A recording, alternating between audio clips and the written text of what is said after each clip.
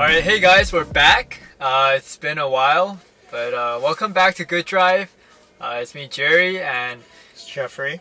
And we're here at Selman's Chevy, and we're checking out a brand new, very exciting car.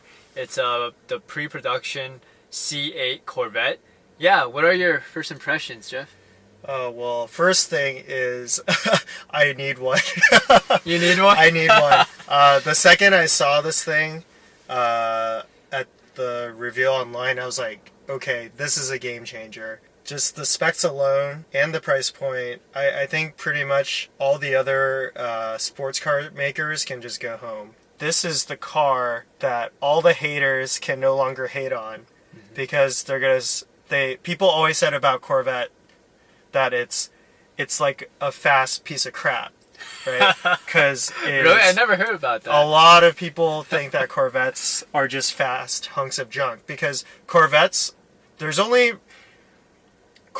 always been like kind of two things, I guess. It hasn't always been like an out and out sports car, but it's always been like a two-seater sporty car, and the body's made out of fiberglass. I think anything under 100K right now is just destroyed by the acceleration of this car.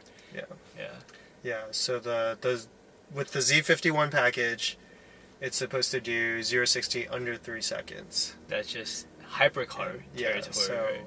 yeah, you have to go to like a 911 turbo or like a McLaren to get to that level of performance. And the current ZR1 Corvette does it in, I believe, 2.8 or 2.9, but that thing has 755 horsepower.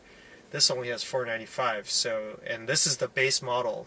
When we got to the event, there's all these people around. They look like the typical Corvette customer, right? And all of them were just like impressed, wowed. Didn't say anything about this isn't a Corvette.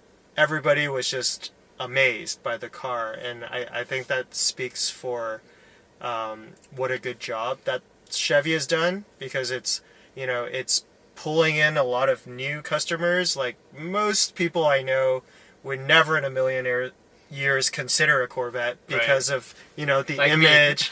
Exactly, right? Yeah.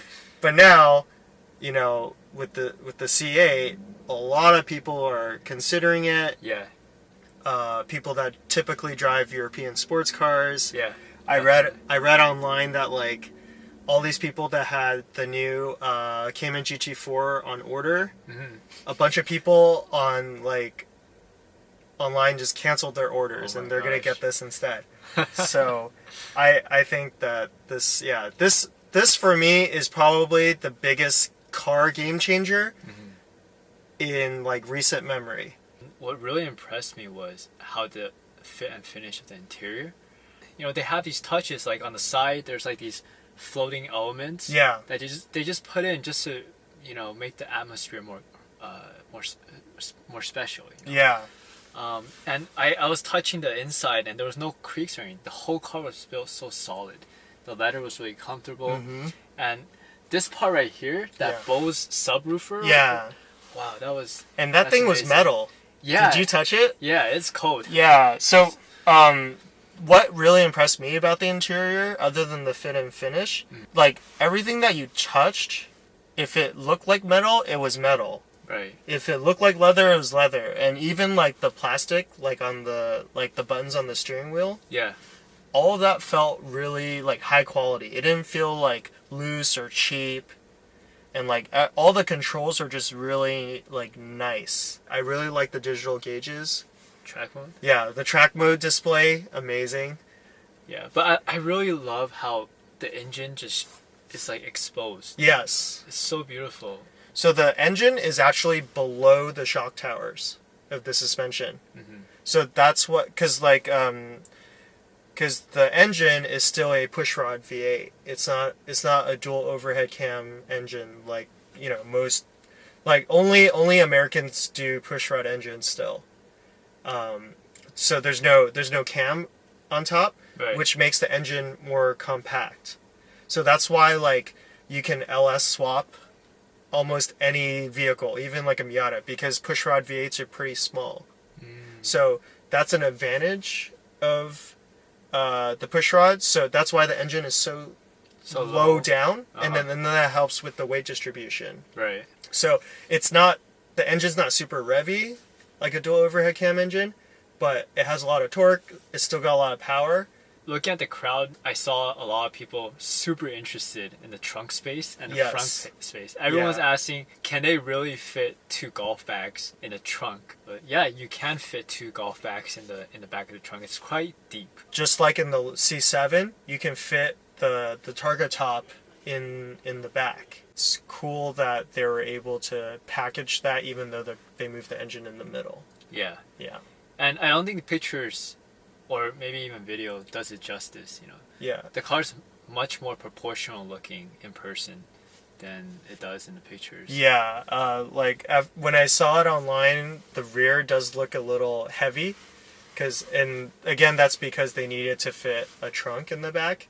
But when you actually look at it in person, the proportions work really well. Yeah. And the rear doesn't look like too big or anything like that. It looks right. But gotta say, it does look more Italian now. Yeah, I mean, like, in a good way. To me, it just reminds me of a Aventador. Yeah. Like, in terms of the size, the proportions. It's bigger now. Yeah, it's wider. It's longer, wider. So Corvette was always kind of small. Mm-hmm. It was always like about the same size as a 911. But now I think it's gone bigger. It's substantially bigger. Yeah, it's a lot wider, especially in the back. Right.